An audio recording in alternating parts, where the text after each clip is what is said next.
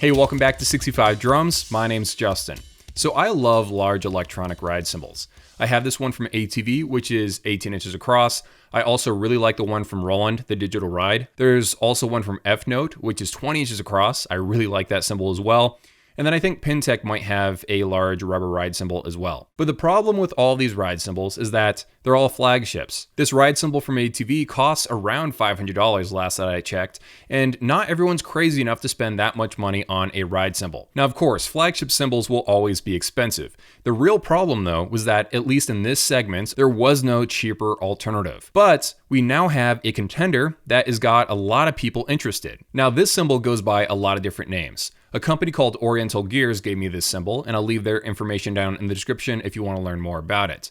But it also is sold under the Lemon Cymbals branding if you want to go buy that on Alibaba, and I'm pretty sure Joe Becky is also going to be selling a version of this exact cymbal but with their logo on it as well. But regardless of what branding you buy it under, the fact of the matter is this cymbal is incredibly cheap. So let's jump into some tests.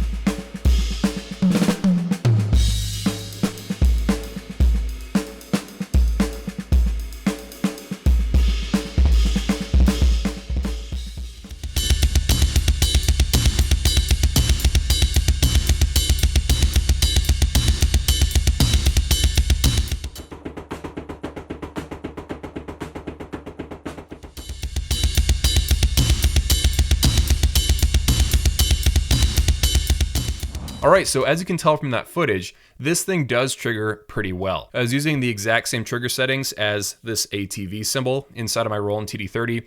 So a CY15R, threshold set to 0. I think the sensitivity was like at a 6, and I cranked up the rim gain a little bit. Now, something very important to know about these cymbals, whether or not you're buying them from Lemon or Oriental Gears or whoever, you might have to reroute the internal cable inside of the cymbal. Now, this is very easy to do. All you have to do is remove this back plate, and then inside, you'll see 2 cable slots, and you'll just unplug it from slot 1 and plug it into slot 2. You might have to do this, you might not have to do this. It just depends on the configuration it arrives from the factory in. On both of my cymbals from this company, my Lemon cymbal and this new one from Oriental Gears, I've had to make this adjustment to make it so that when it's used as a ride cymbal, the bell and the edge are mapped correctly. When I unboxed it and plugged it straight into my module, here's how it initially worked.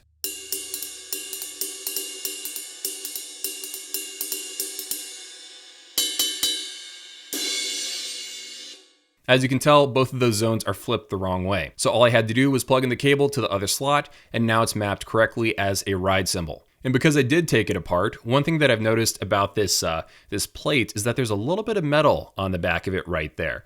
I guess that's for weight purposes, but I had never really noticed that on the smaller version of this cymbal. The second thing to mention about the back of the cymbal is that there's a little cutout right here for Roland rotation stoppers. This is a bit of metal that you can buy from a music store or on Amazon, and this lets the cymbal, go up and down. It sways up and down, but it doesn't let it rotate from side to side. This is really, really nice because I hate using cymbals that can spin around and around because that does nasty things to the cable. And of course, because most cymbals only have the front half of the cymbal being the triggered zone. So I really like the fact that this has a cutout for anti-rotation stopper underneath of the bell. Now, of course, the next natural question is how long can we expect these cymbals to last? And unfortunately, I can't tell you for sure. Anyone who says, oh yeah, this will last 10 years, they're just making that up because the cymbal is so brand new, we don't know how it will last over the long term.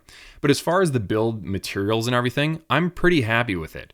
Now, of course, they couldn't afford to use the exact same type of rubber as Roland or ATV because it's a quarter of the price. They can't use the exact same high-end components. But as far as my personal experience, I've had a Lemon cymbal, which is the same manufacturer as this one, for a few months now. And it doesn't really show any sort of wear or anything. And its holding up is still triggering perfectly fine.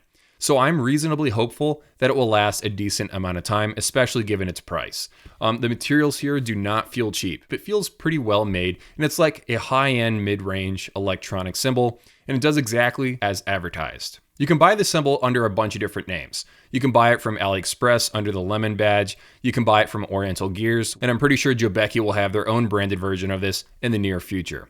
But overall, I'm happy with it. I'm glad that it exists because we need more affordable options that perform pretty much the same as the higher end options, because the drum industry is kind of nuts in its pricing. Since I'm a member inside of a bunch of different electronic Facebook groups, I've noticed a couple of people have already gotten their hands on this, so I want to know your thoughts down in the comments below. Do you like this cymbal? How do you think about it as far as overall build quality, triggering? Let me know down there. I personally like it, but I want to hear your experience as well.